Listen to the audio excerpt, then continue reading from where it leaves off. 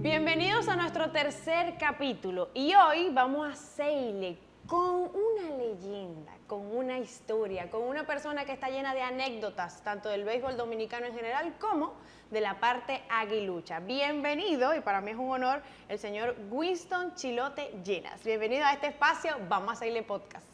Como no, muchas gracias, un placer estar aquí contigo, gran placer. Muchísimas Saludos. gracias a usted y pues obviamente lo voy a tratar de tutear, que es algo un poco complicado, claro. porque obviamente es una figura representativa, pero este espacio es así como para que usted, una figura tan llena de anécdotas, de momentos, de vivencia, pueda compartir conmigo y con todo nuestro público muchas de ellas. Bien. Saber que usted inicia pues desde bien chiquitito, como bien se dice, aguilucho desde chiquitico. Bueno, fíjate, si yo fuera a comenzar mi historia, yo te diría que en esa historia que todos los peloteros dicen, bueno, cuando yo estaba chiquito yo quería ser pelotero, yo quería jugar en las Grandes Ligas, yo quería llegar a hacer todas esas cosas. Yo no fui así. Pero si tuviera que tomar una decisión, lo tomaría de nuevo.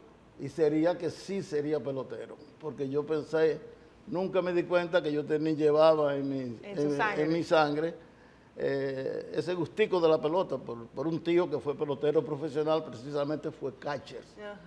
Y jugó con las Águilas también, pero en aquel entonces era el equipo de Santiago. Pero usted era un utility multifacético, porque cubrió diferentes bases y también en una oportunidad le tocó catchar.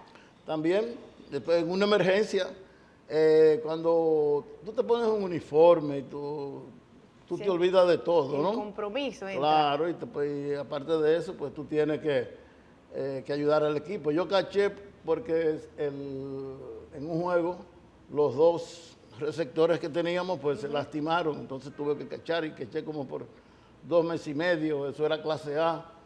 Y es una historia también, estando yo jugando clase A como catcher, me suben a triple A. Como segunda de forma base, inmediata, cosas únicas. Bueno, parece que reconociendo el deseo que yo tenía, no que yo era bueno, sino el deseo de jugar.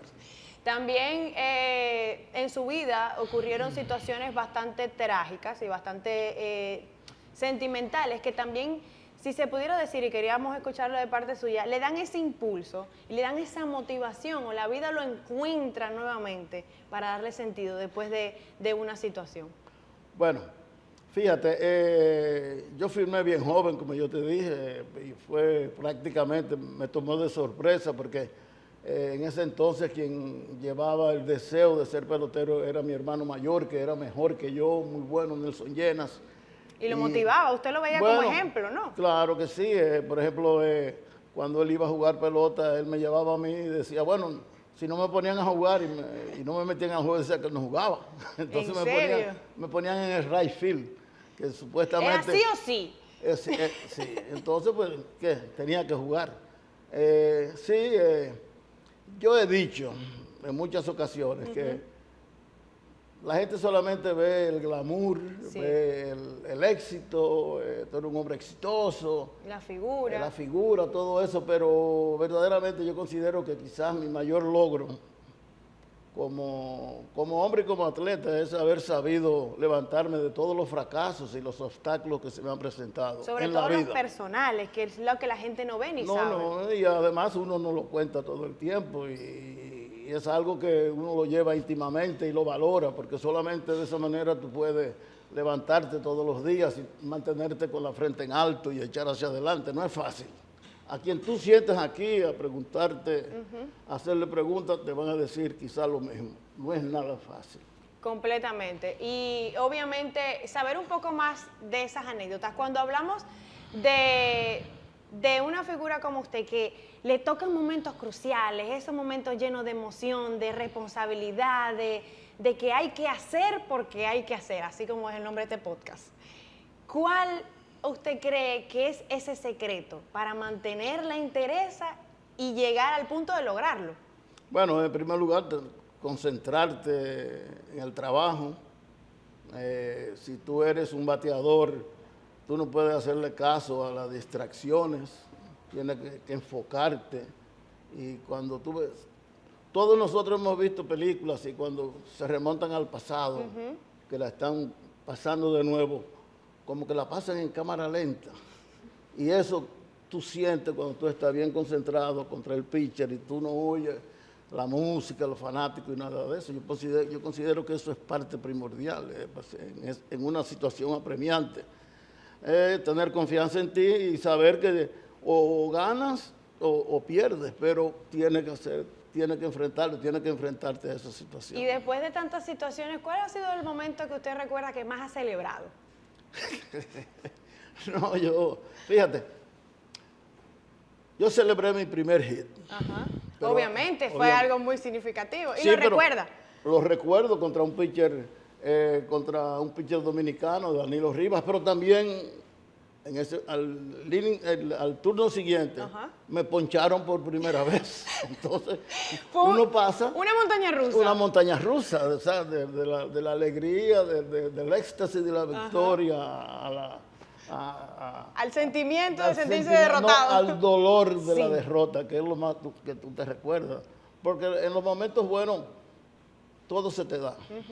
Pero sacar de abajo cuando tú pierdes, cuando tu equipo pierde, y mayormente cuando tú cometes un error y tú sabes que eres responsable. Yo he vivido todo eso. ¿Y cómo usted lo ha celebrado? ¿Cuál ha sido ese momento que usted recuerda? Hice tal cosa, me fui a un lugar o llamé a algunos amigos. ¿Cuál fue ese momento de celebración que usted más recuerda? Lo más que usted haya hecho. Mira, cuando a mí me subieron a las Grandes Ligas por primera vez, bueno, cuando me subieron a las Grandes Ligas, en aquel entonces era muy difícil hablar por teléfono. No como ahora que te ven primero. Yo traté de llamar a mi casa y decirle, bueno, para expresar la emoción. Exacto, finalmente llegué a las Grandes Ligas. Ese fue un momento, pero yo nunca he sido ni como jugador, ni como hombre, así, un hombre que... No salió a festar, pero hizo una fiesta en su casa. No, pero recuérdate una cosa, que debajo del uniforme había un hombre, pero un hombre con virtudes y con muchos defectos también. Claro. Así que sí, yo he vivido mi vida lo mejor que he podido. Como debe ser. Claro, así que debe ser. Aparte de eso, ¿qué te digo? La vida para mí, estuve viéndola ahora retrospectivamente, ya en la edad que tengo, y puedo con toda propiedad decirte que no me equivoqué. No me equivoqué en el sentido de que como yo comencé a decirte que que no quería ser pelotero, en que sí tomé la decisión y continué jugando después de haberme pasado un gran fracaso. Sí. Fue ese que tú comenzaste a preguntarme hace rato, que es algo muy personal. Sí, señor.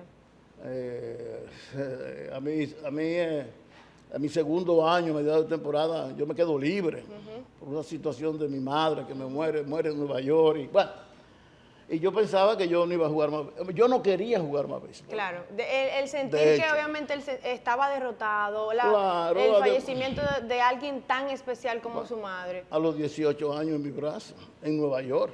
Yo trabajé en una factoría, todo eso. Y cuando llegué aquí a Santiago, yo quería coger mis libros de nuevo. Yo no quería seguir jugando para nada, pero...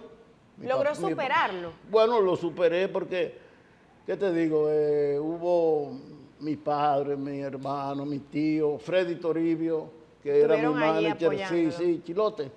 Y le debían diciendo a papá que me obligaran a que yo jugara de nuevo, porque ellos veían que yo tenía quizás el potencial que yo no creía tener. Ellos lo veían en mí y... Ahí le digo. Pero usted fue muy obediente, que le hizo caso y realmente cogió el consejo. Bueno, verdaderamente yo lo que hice fue que decir, bueno, o le doy todo lo que yo tengo o dejo esta vaina.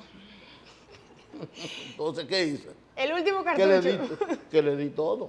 Y lo logró. Sí. ¿Quiénes son esas amistades que aún se mantienen después de tantos años, que usted puede decir en un top 3 de sus mejores amigos? Se me han ido muchos de mis mejores amigos. Y donde quiera que ellos estén, siempre los recuerdo. A Víctor Ramírez, a Tomás Silverio, a Roberto Peña, a Octavio Acosta. Esos fueron mis grandes amigos aquí en Las Águilas, desde muchachito. Obviamente por etapas, tanto fuera tuvo su top Sí, 3, aquí todo, también tuvo todo. su... No, no, los top 3 de aquí eran los top 3 cuando yo jugaba en Japón, cuando yo jugaba en México, en todas partes, porque esos eran mis amigos. El mismo grupo. El mismo grupo, que era un grupo de aquí. Si le digo uno, se va a poner bravo el otro que queda, de los pocos que quedan, así que... No se ponían celosos desde aquel tiempo y que se hacían esas llamadas o cuando se veían, me tienes votado. Sí, igual que ahora. Se mantiene. Se mantiene de la misma manera. Hablando de victorias y obviamente también de derrotas, porque sabemos que para conseguir esas victorias se suceden muchas cosas. Vienen muchas situaciones que llevan a lograrlo. ¿Cuál usted cree que ha sido esa victoria más esforzada y que se haya logrado? Bueno, mira, en el año de 1981, el equipo de las Águilas en ese momento pasó por una situación malísima. Nosotros estábamos en el sótano. El dirigente nuestro lo queríamos muchísimo, un compañero, Osvaldo Virgil. Para la tregua navideña, la pausa navideña, él fue a visitar a su familiar a Estados Unidos. Bueno, pues las Águilas hizo un cambio y me entregaron el equipo a mí. Era en el año 1981, yo todavía jugaba. Yo tenía peloteros, un grupo de peloteros jóvenes, incluyendo a Tony Peña, Diloné, y yo era compañero, Tomás Silverio, y yo era player manager. Pero del momento que me hicieron manager, ya yo me fui retirando un poco. Guardando un poco de distancia. Claro, porque yo les decía a los peloteros, compañeros míos, que hicieran lo que yo les decía, no lo que yo hacía. Porque como yo era pelotero, yo me ponchaba, yo hacía errores, claro, lo mismo que ellos cometían. Entonces yo les decía, háganlo como yo les digo, no como yo lo hago. Entonces... Y que esta vez no apliquen los hechos. Exacto. Entonces, ese año, ese equipo vino de atrás, así zumbando, clasificamos, ganamos en la serie semifinal. Fuimos a un último juego, de 9 juegos, un playoff. Y llegamos al último inning, un juego extra inning, y perdimos por un white pitch. Un lanzamiento malo de Jerry Agustín.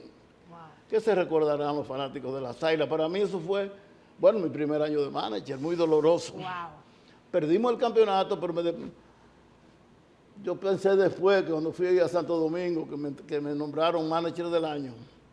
Y para mí, yo como no sé, como que fue un premio de consolación, el cual yo no... ¿Usted lo recibió como un poco renuente? Muy renuente, tan renuente como otro en una serie del Caribe, siendo yo manager, que quedamos en segundo lugar y después que le pasan el trofeo, quizás un acto, no sé, venían a entregarme el segundo lugar y yo, no, cógelo tú, y me fui por ahí. Porque nadie se recuerda de quién queda en segundo lugar. Nadie. Pero más que renuencia por molestia, era porque usted en un momento sentía que no lo merecía, por ejemplo, el de manager del año. No, el de pero manager del año. Con usted mismo, entonces. Claro que sí, porque yo pensaba, ¿por qué me reconocen a mí cuando había que reconocer a todos los muchachos que hicieron el esfuerzo, los peloteros, el equipo? Esos fueron los héroes. Yo solamente era el que hacía el line-up. Exactamente. Cuando usted está dentro del dogao, en su rol, porque sabemos que usted ha cumplido muchísimos roles y le ha ido bastante bien en muchísimos de ellos, o en todos, tiene más experiencias positivas que negativas, aunque de las cosas malas, negativas también contribuyen. Pero en ese momento en el que usted estaba en el rol de manager, por ejemplo, que hace ese switch y cambia de pelotero a manager, ¿qué usted recuerda como ese año donde el grupo de peloteros fue el que más trabajo le dio? Porque sabemos que aparte de que se trabaja con egos, también con situaciones, con personalidades, hay uno que es más gracioso, otro que es más malcriado. ¿Cómo usted recuerda esos momentos?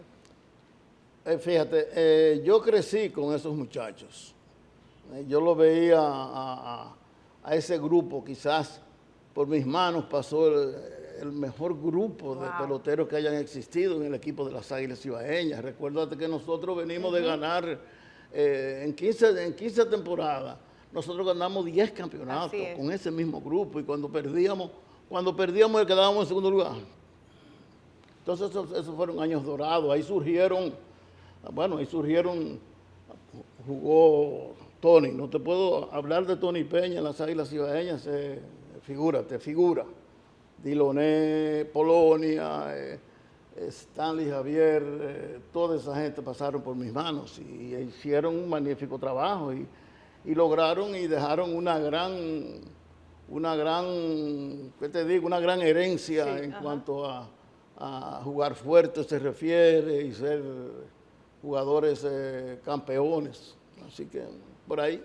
Pero yo no tuve mucho trabajo tampoco. Eran bien ellos me daban trabajo, pero yo no lo tenía. Sabe que entre esos roles sabemos que como su rol de presidente es algo bastante significativo y que obviamente ha cumplido por bastante tiempo. ¿Cuál sería la diferencia o cómo usted podría evaluar en esa escalinata que usted ha estado recorriendo entre ir subiendo poco a poco hasta llegar a presidente e ir obviamente acumulando historias, anécdotas, situaciones, experiencia? ¿Cómo usted define eso? Bueno, yo diría que yo te lo voy a definir muy fácilmente. Yo sé que de ser raso a general hay que hacer muchísimas cosas. Yo lo hacía, yo lo hice, pero para mí verdaderamente cuando me hacen esa pregunta me la ponen de otra manera y yo digo, bueno, fueron etapas que en cada una me dio muchas satisfacciones, verdaderamente. Cada etapa hubo que trabajar bastante. Y me dicen después al final, me digo yo mismo, bueno, Chilote, entonces de todas esas etapas, de todas esas cosas que tú has hecho, que tú has pasado, todas esas vivencias, ¿cuál te gustaría más? Yo te lo voy a contestar de esa manera. Si tuviera que hacerlo todo, yo fuera pelotero. Yo jugara, yo fuera el centro de atención, no fuera el conductor de esa orquesta, no. Me hubiera gustado todavía ser, ese es el niño que uno lleva adentro. Sí. Y para tú hacer algo que a mí me apasiona el béisbol, ha sido mi vida. Claro.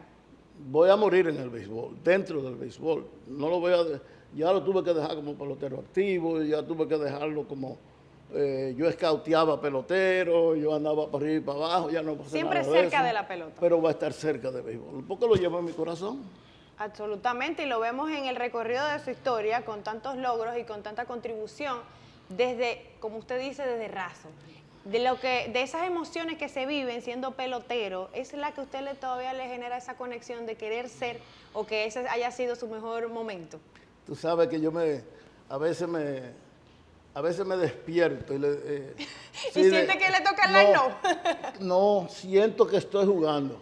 Wow. Me he soñado que estoy jugando, pero ¿qué pasa? Que cuando vengo a batear, Ajá. por algo nunca llego y bateo. O que no llego al play, que se dañó el carro, que estoy en un sitio que yo nunca he estado. Y yo compartí eso con Felipe Aló en una ocasión. Me dijo, oh, a mí me pasa eso mismo, No muchacho. me diga.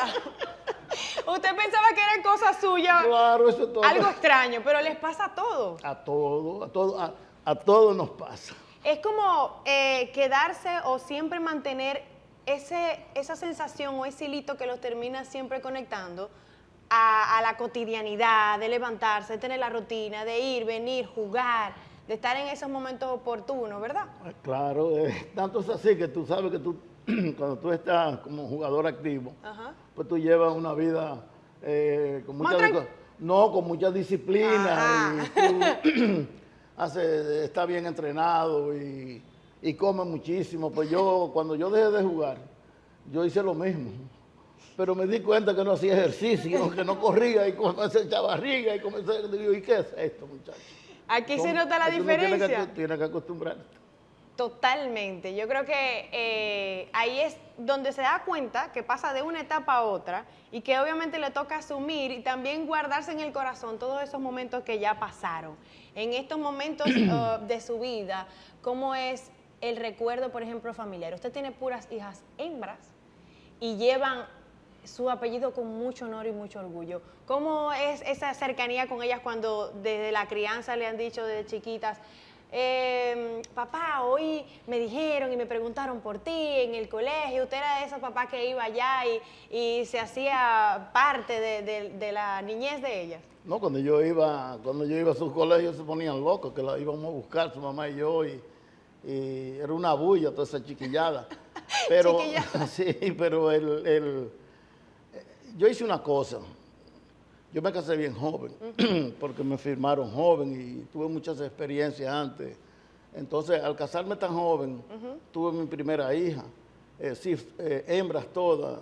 Me han dado 7 nietos, Wow. 4 son varones. La vida... Por ahí viene la camada. Por ahí vienen, bueno, ya tú sabes, ya se le ha pasado, ya están estudiando, algunos fuera de aquí y eso, pero yo hice algo en la vida que yo traté de no llevar el éxito ni los fracasos del juego de béisbol o los resultados a la casa. Entonces, a veces yo pasaba hasta cierta cosa, porque algunos amigos en la calle o en donde fuera me decían, ¿tú viste el juego de anoche? ¿Tú viste tal cosa? Y invadían el espacio. Sí, pero a mí me daba cuestión de decirle, y se lo decía, yo no lo vi. ¿Cómo que tú no viste el juego de anoche? Yo no, en mi casa no se ve, yo no veo ni oigo programas deportivos, y es verdad. Wow. Yo leía novelitas de vaquero y Cecilia y la muchacha, Corín Tellado y novelitas y cosas, así lo hacíamos para nosotros. Para poder integrarse y compartir. Para poder integrar a la familia y mantenernos fuera de eso. Por ahí viene una camada entonces que llevará el apellido de Wisto Chilote Llenas, y por ahí usted tiene esa confianza de transmitirlo a sus nietos, de algunos varones que vengan por allí que también les gusta la pelota. Ya te dije, pensé ahorita que te dije que ya como que le encantará la pelota, le encanta la pelota, pero ya será en otros roles y no como pelotero, porque ya están estudiando. El que tenía mayores condiciones de ellos se lastimó ambos tobillos y no pudo seguir jugando. Pues bueno, igual se mantienen las esperanzas, son varios nietos, a lo mejor por allí. Son muchos. Cuando vean esa historia suya y todos esos trofeos por ahí vienen, y se encantan. No, ellos están encantados en eso. Seguro que sí. Ahora, recordando esos años dorados de las Águilas Ibaeñas, donde tantos fanáticos estuvieron de cerca en esos campeonatos, en esas victorias, ¿cuál es esa anécdota o ese detalle que a usted le gusta recordar o que le parece el más jocoso, exitoso de esos años dorados, de los 90 por allí? Mira, en esos años donde el equipo de las Águilas cosechó tantos éxitos, fue el producto de algo que venía germinando. Por ejemplo, hombres como Julián Javier, Roberto Peña. La unión de todas esas figuras. La unión de todos esos hombres dejaron una herencia que Diloné, Polonia, Tony Peña, esos muchachos que yo te mencioné, que fueron los héroes, Stanley Javier, Moisés Salójogo con nosotros, de esos años que yo digo y repito que serán irrepetibles, una época de oro. Todos esos jugadores tenían una gran particularidad, que se llevaban bien, que se respetaban, que era un equipo de béisbol, que la victoria de uno era la victoria de todos.